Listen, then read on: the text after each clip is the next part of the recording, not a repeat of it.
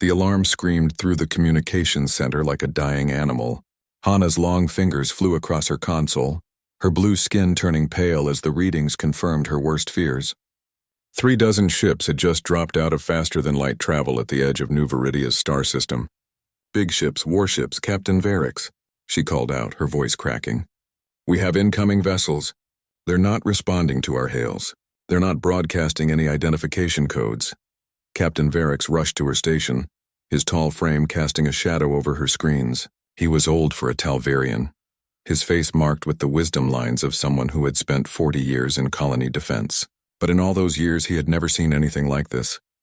"Show me," he said quietly. The main display filled with data, 36 vessels, all bearing the jagged markings of the Krethian armada. Varix felt his blood turn cold. The Krethians were the nightmare that parents used to scare children into behaving. They were pirates, slavers, and butchers rolled into one terrible force. They swept through frontier colonies like a plague, taking everything of value and everyone who could work. Those who couldn't work simply disappeared. "Sound the evacuation alarm," Varix said, his voice steady despite the fear clawing at his chest. "Get everyone into the underground shelters, now." The colony of New Viridia was home to 60,000 Talvarians. They were merchants, farmers, teachers, and artists. They had left their crowded homeworld seeking peace and opportunity on this green planet, at the edge of known space. They had built something beautiful here.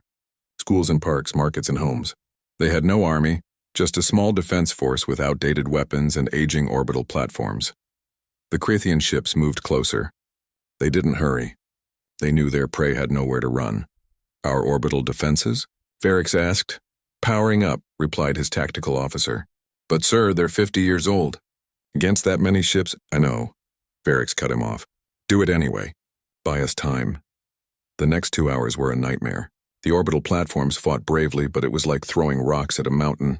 The Krethian ships tore through the defenses with casual brutality. Explosions lit up the darkness of space as platform after platform died. On the ground, the evacuation proceeded as quickly as possible. But 60,000 people couldn't disappear in minutes. Hana stayed at her post, sending out distress signals in every direction. To the Galactic Council, to nearby colonies, to merchant ships, to anyone who might listen, but she knew the truth. Help would take days to arrive, if it came at all. The Galactic Council moved slowly, debating and discussing while people died. The nearby colonies barely had defenses of their own. "Captain," she said softly, "there's one more option." Varix looked at her and he knew immediately what she meant. His face grew even more grim. "The humans," he said. It wasn't a question. "Yes, sir. The emergency frequency. It reaches into their space. They monitor it constantly. Every species in the galaxy knew about the humans. They were the species that everyone whispered about. The ones that had appeared in galactic affairs like a storm 50 years ago. They had fought a war against the Axiom Collective, a powerful empire that had tried to claim human colonies. No one knew exactly what happened in that war. The details were classified, buried, hidden, but everyone knew how it ended.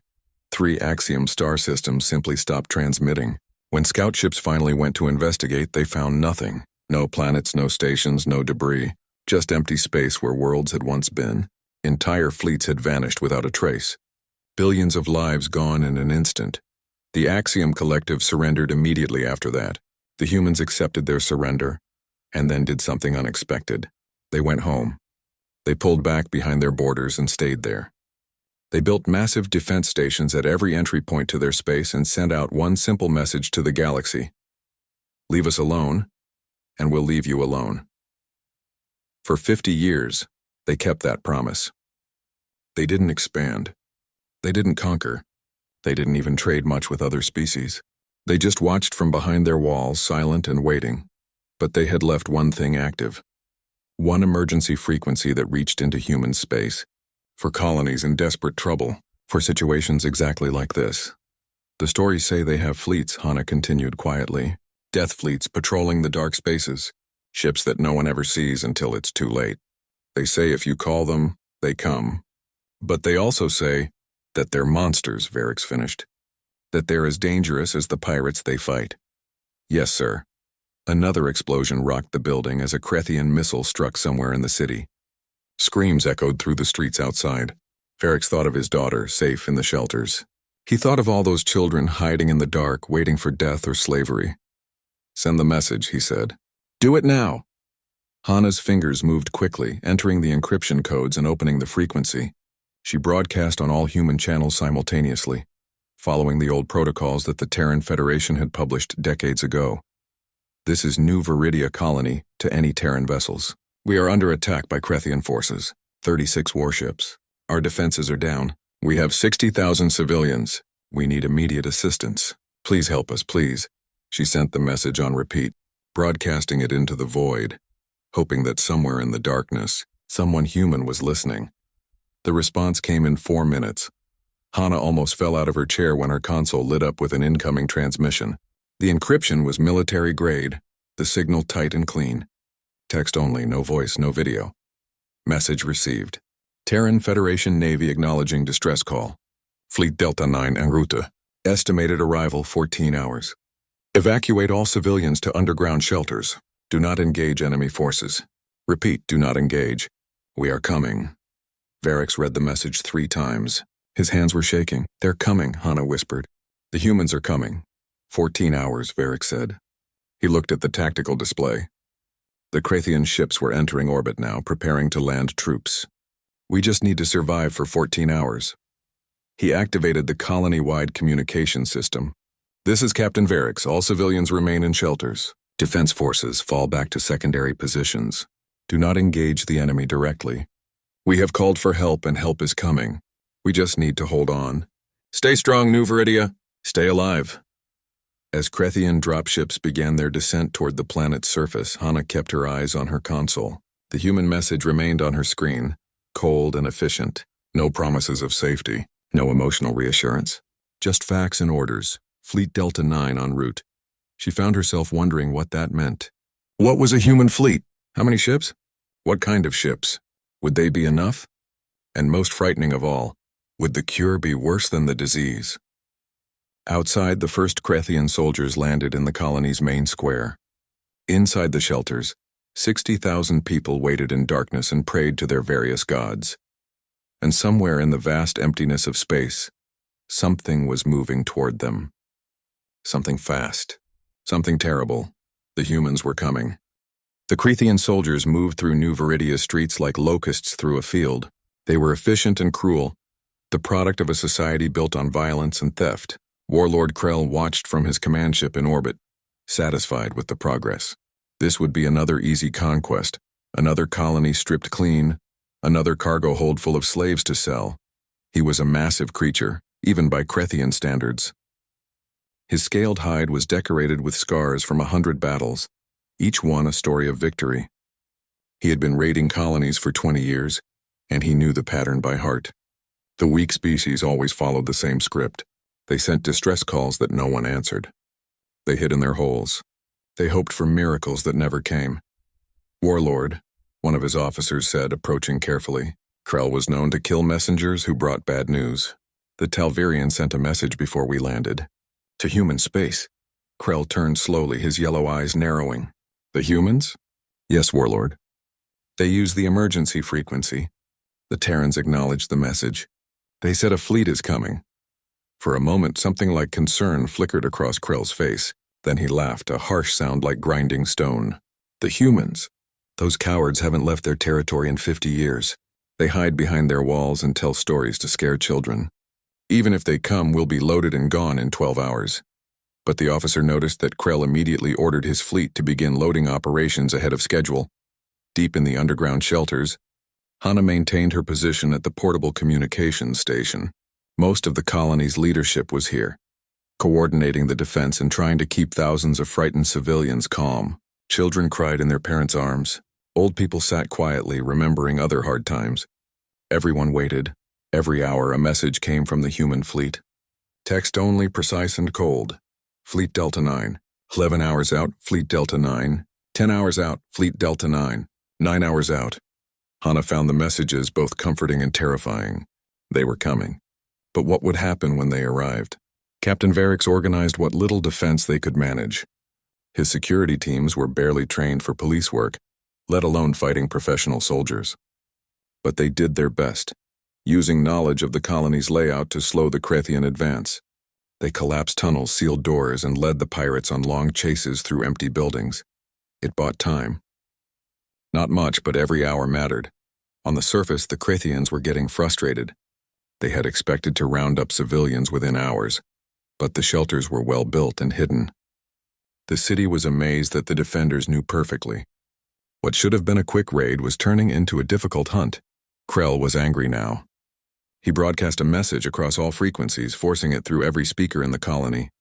Talvirians, this is Warlord Krell of the Krethian Armada. You have 12 hours to surrender. Open your shelters. Send your people out and we will be merciful. We will take only those we need and leave the rest unharmed. But if you resist, if you make us dig you out, we will show no mercy. Every civilian we find will suffer. Every child, every elder, everyone. Choose wisely. In the shelter, Varix listened to the threat with a sick feeling in his stomach. He knew Krell was lying about mercy. The Krethians never showed mercy.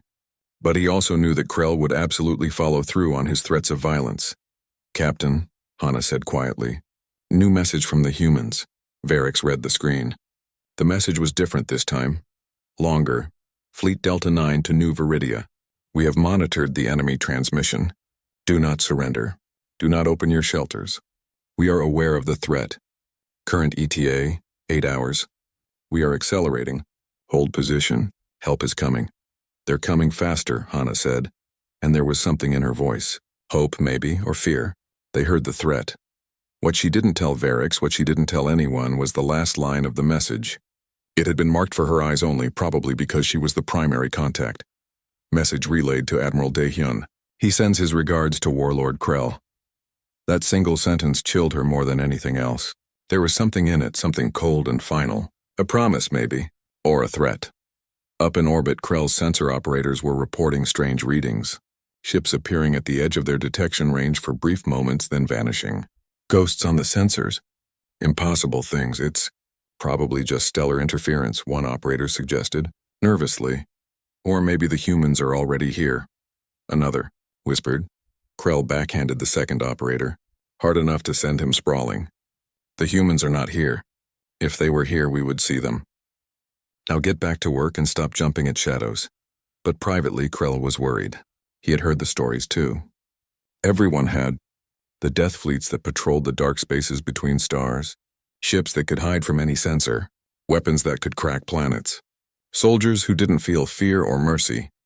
He ordered his fleet to prepare for immediate departure. They would load what they had and leave within 6 hours. No point taking chances. On the ground, the Krethian soldiers intensified their search. They began using heavy equipment to break into buildings, cutting through doors with plasma torches, using explosives to open sealed passages. The defense teams fell back, trying to stay ahead of the assault. 3 hours before the human fleet was due to arrive, the Krethians found one of the smaller shelters. It held 200 civilians, mostly families with young children. The security team guarding it tried to fight, but they were overwhelmed in minutes. Hana received the report with tears streaming down her face. 200 people captured. The Krethians were already loading them onto transport ships, preparing to leave. She sent an urgent message to the human fleet. Fleet Delta 9, they've found civilians. 200 captured. They're loading them onto ships. Please hurry. The response came immediately. This time it was voice communication. A woman's voice, calm and professional. This is Communications Specialist G1, Fleet Delta 9. We are aware of the situation. We have multiple sensor platforms already in system. We are tracking all enemy vessels. The civilians will be recovered. Stay in your shelter. Do not attempt rescue. We will handle this. But they're loading them onto ships, Hana said desperately.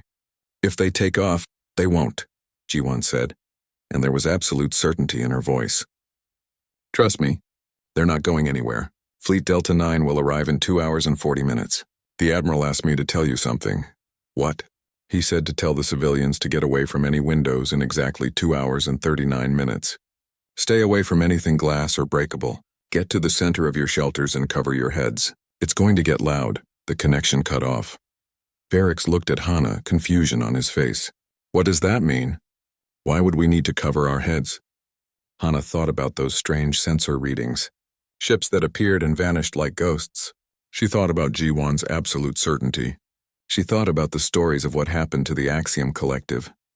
I think, she said slowly, the humans are already here.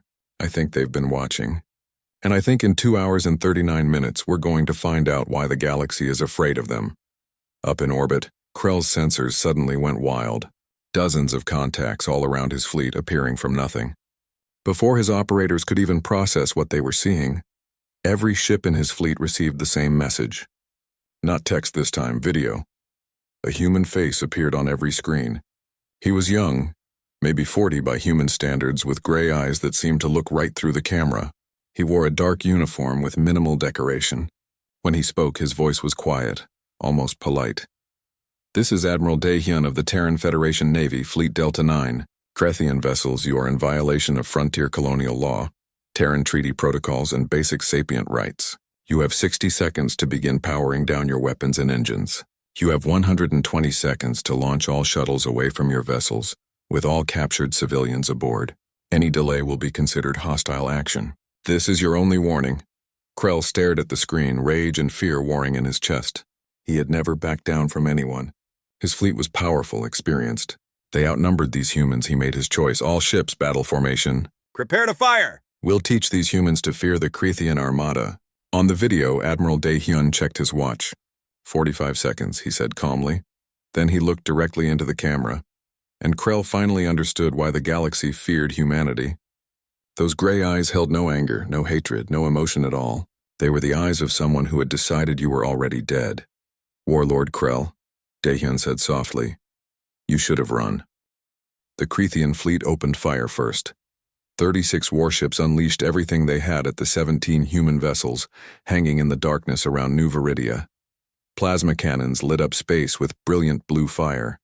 Missiles streaked toward their targets like angry comets. Energy beams cut through the void, powerful enough to slice through hull plating like paper. The humans didn't move. Aboard the Terran flagship Relentless, Admiral Daehyun stood on his bridge with his hands clasped behind his back. Around him, his crew worked with calm efficiency. No shouting, no panic, just professionals doing their jobs. Impact in 5 seconds, reported Commander Subin from her tactical station. She was a small woman with sharp eyes that tracked every enemy ship on her displays. Point defense systems engaged. Counter-battery fire ready. Hold fire, Daehyun said quietly. Let them empty their first salvo.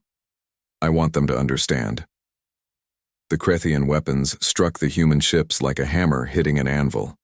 Plasma splashed against energy shields that blazed to life, absorbing the impact and radiating the heat away into space. Missiles detonated harmlessly against point defense fire, small explosions blooming and dying in seconds. Energy beams struck armor plating that simply absorbed the punishment without cracking. When the light show ended, all 17 human ships remained exactly where they were. Undamaged, unmoved, waiting. On Krell's command ship, the sensor operators stared at their screens in disbelief. Direct hits on all targets, one reported, his voice shaking. No damage at all. Their shields didn't even strain. Krell felt cold fear spreading through his chest. What are they made of? Unknown, Warlord. Hull composition doesn't match anything in our database. Their shields are operating at power levels we've never seen. And Warlord. The operator's voice dropped to a whisper. They have weapons ports we can't identify. Hundreds of them. They haven't fired a single shot yet. Daehyun checked his watch again. 2 minutes expired. They chose violence. He looked at Subin. Commander, you may fire when ready. Disable priority. I want prisoners. Yes, sir. All ships. Weapons free. Targeting enemy engines and weapon systems. Fire. What happened next lasted 6 seconds. The human fleet didn't unleash a barrage of wildfire. Every shot was calculated, precise, and devastating. Railgun rounds accelerated to 30% of. Light speed crossed the distance to the Krethian ships in heartbeats. They struck shields that collapsed like soap bubbles. They punched through armor like it wasn't there. Energy weapons followed. Surgical strikes that carved through specific ship systems. Engines exploded. Weapon batteries went dark. Command decks lost power. The humans weren't just shooting at the Krathian fleet, they were taking it apart piece by piece with the precision of a surgeon. Subin's voice remained calm as she coordinated the attack. Target Alpha 1, engines destroyed.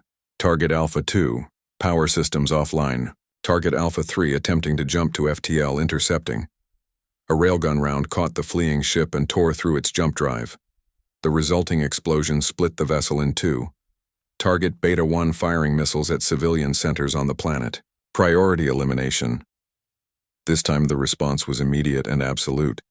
The Krathian ship that had dared to target the colony simply ceased to exist, torn apart by concentrated fire from 3 human warships.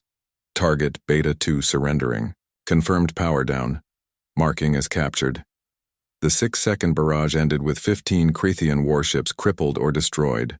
The remaining 21 ships frantically broadcast surrender signals, their captains falling over themselves to power down weapons and shields. Dae-Hyun studied the tactical display with the same calm expression he'd worn throughout the battle. Ceasefire. Broadcast instructions for surrender procedures. Any ship that even looks like it's charging weapons gets destroyed. No warnings. Yes, sir. And Commander Subin? Sir? You missed one. Alpha 7 is still mobile and armed. Subin's eyes found the ship on her display. It was trying to hide behind a disabled vessel, its weapons still hot. My apologies, sir. Correcting now. A single shot from the Relentless turned Alpha 7 into a cloud of debris. Thank you, Commander. On the planet's surface, Hana and Varix watched through external cameras as the battle unfolded in orbit. They had seen space combat before, but nothing like this. The humans fought like machines, without wasted motion or excess force. Every shot had a purpose. Every action was calculated. They could have destroyed the entire fleet in seconds, Varix said quietly. They held back. They're trying to disable, not kill. But they will kill, Hana observed. Anyone who threatens the civilians. As if to prove her point, another Krathian ship tried to make a run for the planet's surface, probably hoping to use hostages as shields. It never made it. 3 human warships intercepted it and reduced it to scrap in under 4 seconds. Dae-Hyun's voice came over the communications channel, broadcast to the planet and every ship in orbit. Krathian ground forces, this is Admiral Dae-Hyun. Your fleet is destroyed or captured. You have no escape and no support.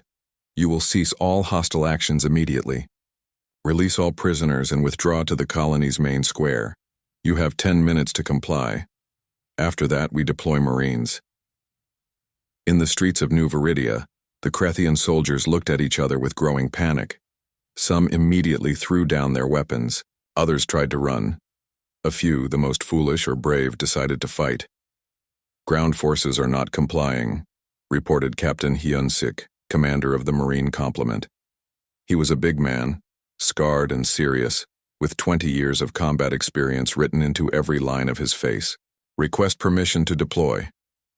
Permission granted, Dae-Hyun said. Rules of engagement. Protect civilians at all costs. Enemy forces may surrender at any time. Those who do are to be taken prisoner. Those who continue fighting are to be eliminated. Understood, sir. Marines, you heard the Admiral. Pods away in 30 seconds. 3,000 human Marines prepared to drop from orbit. But they didn't use traditional drop pods. Instead, they used personal re-entry systems, individual shields, and armor that turned each Marine into a self-contained assault unit. From the ground, it looked like a meteor shower, thousands of burning lights falling from the sky. The Krathians who stood their ground opened fire as the first Marines landed. It was a mistake they didn't live to repeat. The human-powered armor absorbed small arms fire without slowing. The Marines carried weapons that could punch through concrete walls. They moved with the speed and coordination of a professional force that trained together constantly. Captain Hyun-sik landed in the main square, his armored boots cracking the pavement. Around him, his Marines formed up with practiced ease. Ahead, a group of Krathian soldiers tried to make a stand, using a cafe as a defensive position. Last chance, Hyun-sik broadcast through his armor's external speakers. Weapons down, hands visible. You get to live. The Crethians responded with plasma fire. Hyun-sik sighed. He didn't enjoy this part, but orders were orders. Suppression fire, by the numbers. The Marines advanced, their weapons firing precisely controlled bursts. The cafe's walls provided no protection against human ordnance. The Crethians inside lasted about 30 seconds before the survivors threw out their weapons and begged for mercy. Secure them, Hyun-sik ordered. Medical team, check for wounded. Next sector. This pattern repeated across the colony. Most Crethian soldiers surrendered immediately when confronted by human Marines. Those who didn't were dealt with quickly and efficiently. The entire ground operation took 17 minutes from first landing to final all clear. In the shelters, the civilians heard the sounds of battle above them. Explosions, weapons fire, the thunder of heavy boots on pavement. Then slowly the sounds faded. Silence returned. Varrix's communication console lit up with an incoming message. Human encryption. Tight beam. Secured channel. Captain Varrix, this is Admiral Dae-hyun. The colony is secure. All Crethian forces are dead, captured or fleeing. You may begin evacuation of civilians from the shelters. My Marines will provide security and assistance. Medical teams are standing by for wounded. You're safe now. Varrix felt his legs go weak. They had survived.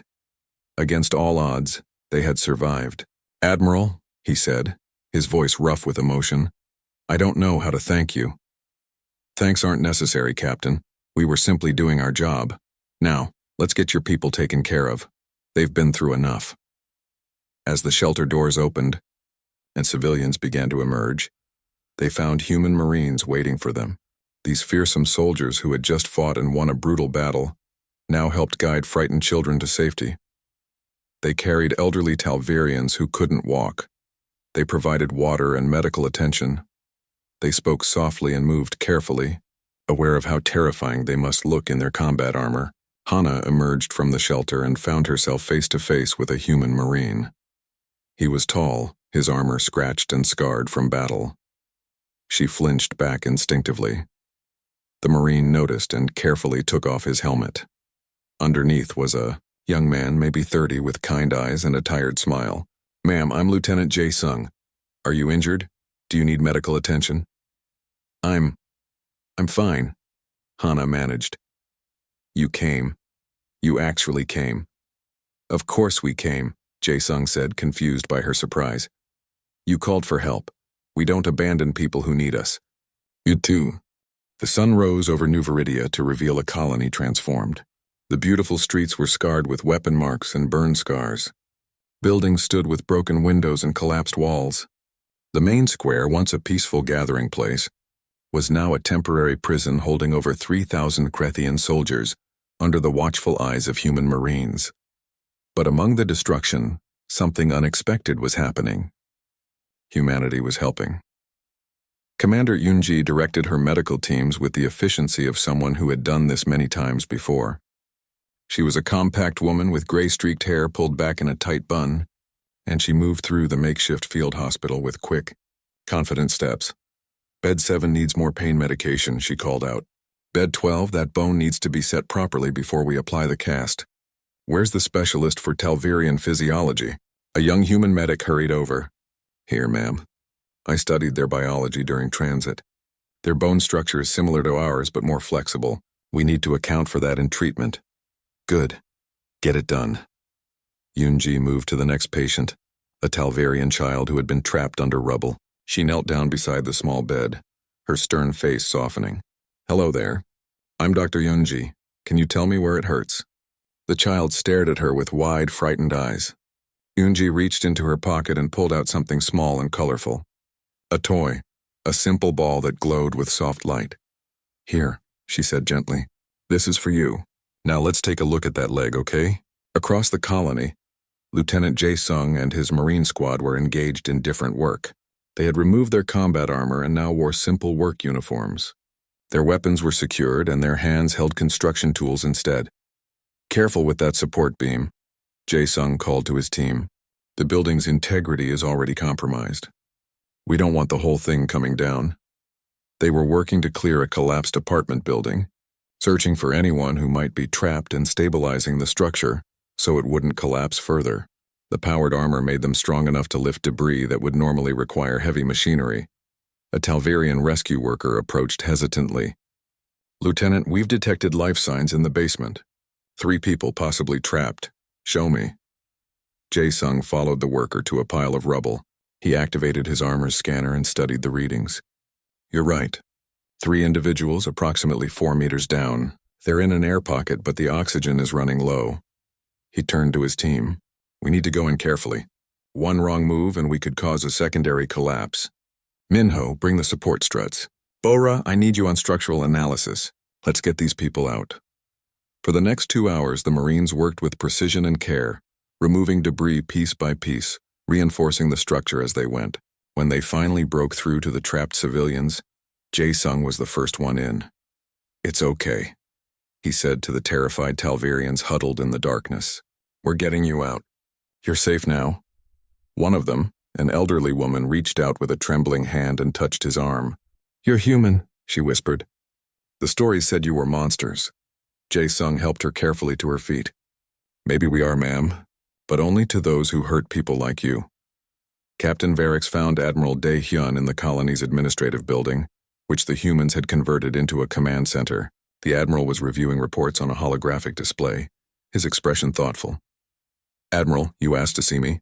Dae-hyun looked up and gestured to a chair. "Captain Varix, please sit." "I wanted to discuss the situation." Varix sat, feeling oddly nervous. The Admiral was younger than him, but there was something about the human's presence that commanded respect. Or maybe it was fear. Varix wasn't sure which. "First," Dae-hyun said, "your colony's defense coordinator did an excellent job. The decision to evacuate civilians immediately saved thousands of lives. The use of delaying tactics against ground forces bought crucial time. You should be commended." "Thank you, Admiral, but we both know we would have lost without your intervention." "Perhaps." Dae-hyun's expression didn't change.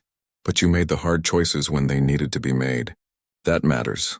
He pulled up a new display showing damage assessment reports. "We've completed our initial survey. 34 major structures damaged or destroyed. Infrastructure damage to power grid, water systems, and communications. Estimated repair time using your current resources, 8 months. Using our resources, 3 weeks, Varix blinked. 3 weeks? We have construction drones, fabrication systems, and engineering teams that specialize in rapid colony restoration. With your permission, we'll assist with rebuilding." "Permission?" Varix almost laughed. "Admiral, you saved our lives. You can have anything you want." For the first time, something like a smile touched Dae-hyun's face. "That's not how this works, Captain. We don't save people to put them in our debt. We save people because it's the right thing to do." He paused. "Though there is one thing I'd like to discuss." "Anything." "The Creathian Armada has been raiding this sector for years. New Viridia isn't their first target and won't be their last. Your colony needs better defenses, not to fight wars, but to protect yourselves until help arrives." He pulled up another display showing designs for defense satellites and shield generators. "We can provide these systems. They're automated, low maintenance, and powerful enough to hold off a raiding force for several hours, long enough for a distress call to reach someone who can help." "We can't afford such systems," Varix said quietly. "We're a merchant colony. We barely have enough resources to maintain what we have. We're not asking for payment, Captain. Consider it a gift. Or an investment, if you prefer. The galaxy is a dangerous place, but it gets less dangerous when people like you can defend themselves." Varix stared at the human admiral, trying to understand. "Why?" he finally asked.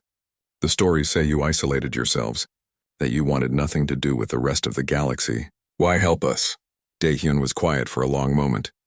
When he spoke, his voice was softer than before. "Because we know what it's like to be helpless.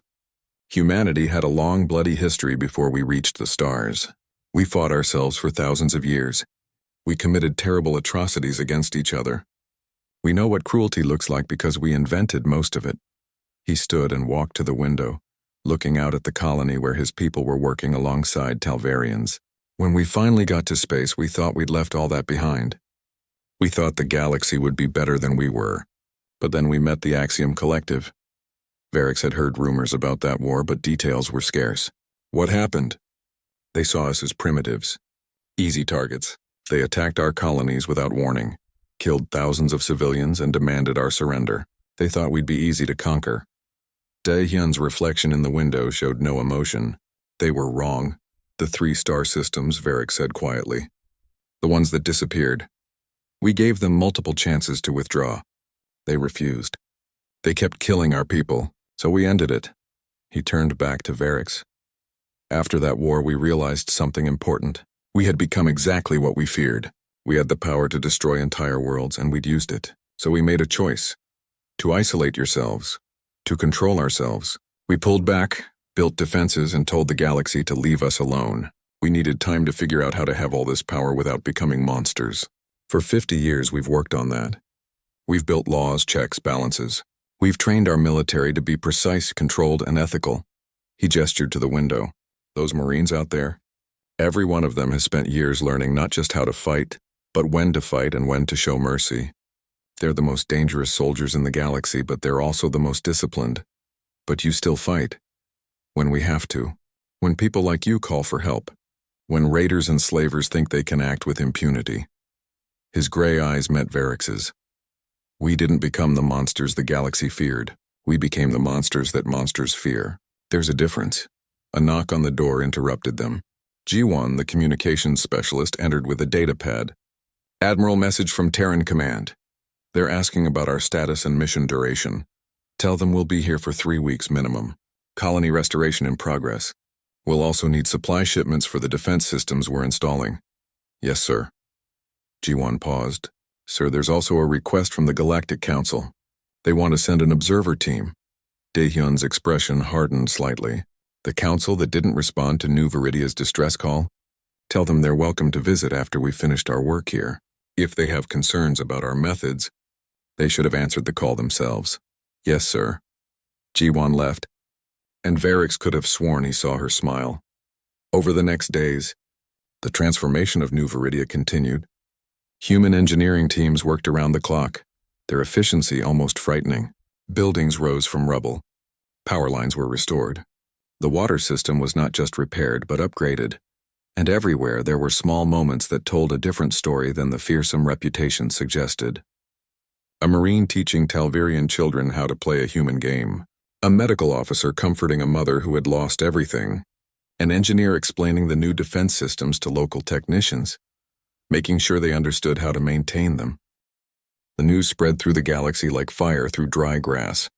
Trader ships carried it first, merchant captains whispering the story in ports across 100 worlds. The humans had responded to a distress call. The humans had destroyed a Krethian fleet. The humans were active again. Within days, the whispers became shouts. Within weeks, every major government in known space had intelligence reports about the Battle of New Viridia sitting on their desks. The footage from the battle was analyzed by military academies, tactical experts, and terrified defense ministers. On the Galactic Council Station, a massive ring-shaped structure orbiting a neutral star, representatives from 43 species gathered in emergency session. The circular chamber was designed so that no species sat above another, a symbol of equality that seemed hollow now. Ambassador Rex of the Galactic Council stood at his podium, his forearms gesturing as he spoke. He was a Yagran, a species known for diplomacy and careful speech. Today he looked tired. The matter before us is clear. The Human Terran Federation has conducted military operations in sovereign space without authorization. They destroyed or captured an entire fleet. They deployed military forces to a planetary surface. And they did this all without consulting this council. Murmurs ran through the chamber. Some species nodded agreement. Others looked thoughtful. A younger ambassador, a Talvarian named Senna, stood. With respect, Ambassador Rex, New Viridia is a Talvarian colony. We did not grant sovereignty to anyone. And more importantly, we asked the humans for help. They responded to our distress call, which we sent to multiple parties, including this council. The council did not respond. The humans did. That is not the point, Rex began. That is exactly the point. Senna's voice rose. Where was the council when Krethian pirates were killing our people? Where were the peacekeeping forces? Where was the protection we were promised when we joined this alliance? The chamber fell silent. It was a question no one wanted to answer because everyone knew the truth. The Galactic Council was excellent at talking, at passing resolutions, at expressing concern. But when actual help was needed, when people were dying, the Council moved slowly or not at all. An ambassador from the collective worlds, a species called the Rune, spoke next. I think we are asking the wrong questions. We should not be debating whether the humans had the right to help. We should be asking ourselves why we didn't help. And what happens now that the humans are active again? What do you mean? Rex asked. I mean that for 50 years we've been comfortable. The humans stayed in their territory. We could pretend they didn't exist. We could forget what they're capable of. But New Viridia changed that. Now the pirates and raiders know the humans will respond. Now everyone knows. And that terrifies you. Senna said softly. Yes, the Hrun admitted. It terrifies many of us. The humans have weapons we don't understand, ships we can't match. They can destroy fleets in seconds. They could conquer half the galaxy if they wanted to.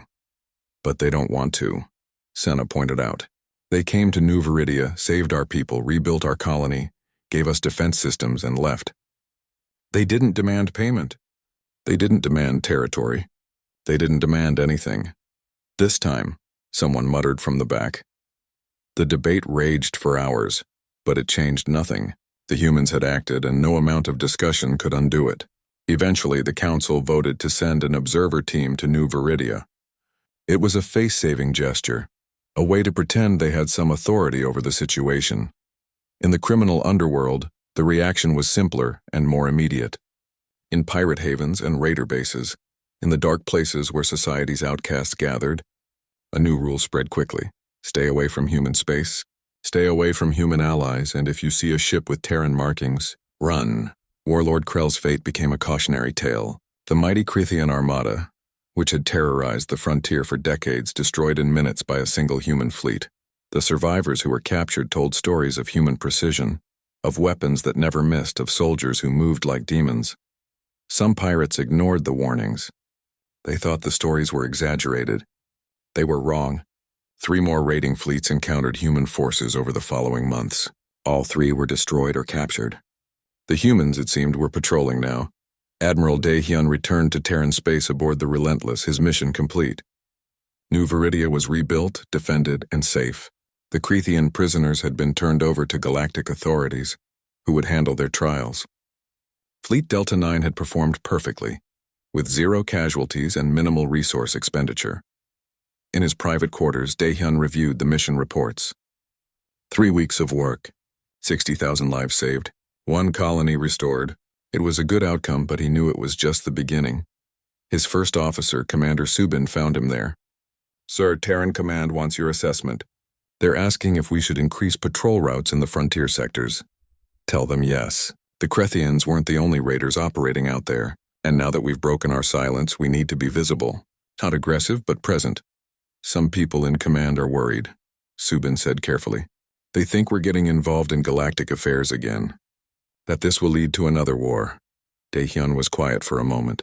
Maybe it will, but isolation didn't make us safer, it just made us complicit.